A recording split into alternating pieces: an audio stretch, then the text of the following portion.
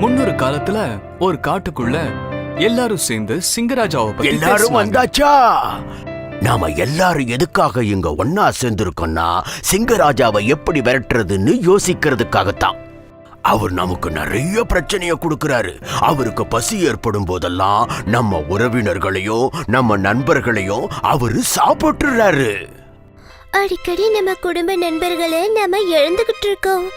கண்டிப்பா இதுல இருந்து அவரை நம்ம விலக்கி ஆகணும். ஆனா எப்படி? ஒரு ஐடியா, இது வேலை செய்யும்னு நம்புறேன். தங்களோட திட்டப்படி எல்லா விலங்குகளும் ஒன்னா சேர்ந்து சிங்கராஜா இருக்கிற இடத்துக்கு போனாங்க. அந்த சிங்கமோ தன்னோட இடத்துல ஒரு மகாராஜா மாதிரி உக்காந்துட்டு இருந்தது. வெளியே எல்லா விலங்குகளும் தங்களோட தலையை கவிழ்த்து அரசருக்கு செலுத்த வேண்டிய மரியாதையை செஞ்சு நின்னுகிட்டு இருந்தாங்க. எதுக்காக எல்லாரும் ஒன்னா சேர்ந்திக்க வந்திருக்கீங்க? என்ன விஷயம் முதலாத சொல்லுங்க. நாங்க ஒரு திட்டம் போட்டிருக்கோம். அதுபடி நீங்க உங்க இடத்துலயே இருக்கணும். உங்களுக்கு தேவையான உணவை நாங்களே உங்ககிட்ட கொண்டு வந்து சேர்க்கிறோம்.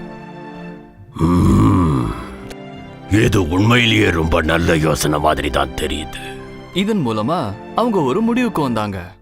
சிங்கராஜாவும் சந்தோஷமா அவங்களோட திட்டத்தை ஏத்துக்கிட்டாரு. எல்லா விலங்குகளும் அவங்க வீட்டுக்கு திரும்பி போனாங்க. எல்லாருக்கும் காலை வணக்கம். இன்னைக்கு சிங்கத்துக்கு உணவா போக வேண்டியது முயல் குட்டி தான். அந்த முயல் ரொம்ப வருத்தம் அடைஞ்சது. அது இறக்கிறதுக்கு விரும்பல. போற வழியில என்ன பண்ணலான்னு யோசனை பண்ணிக்கிட்டே போச்சு. முயல் சிங்கத்தோட குகைக்கு போச்சு. சிங்கம் அங்க ரொம்ப கோவமா இருந்துச்சான். அங்கேயும் இங்கேயும் நடந்துகிட்டே இருந்துச்சு.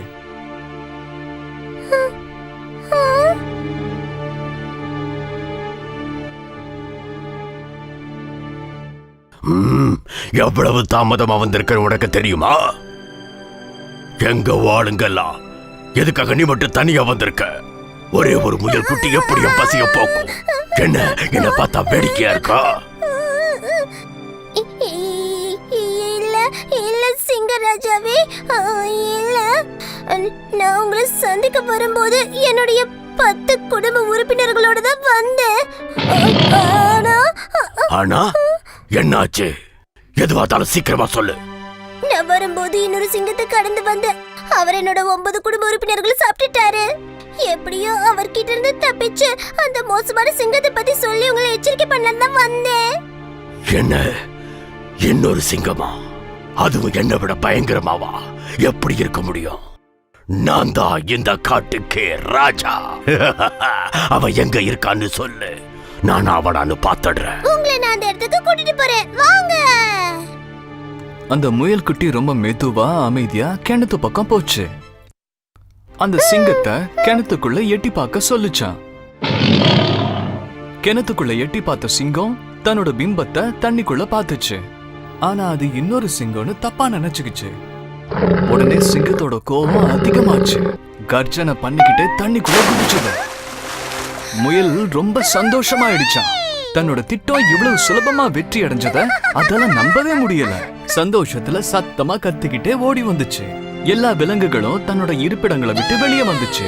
அந்த முயலை சுத்தி நின்னு பாராட்டி சந்தோஷத்தை கொண்டாடிச்சுங்களாம்.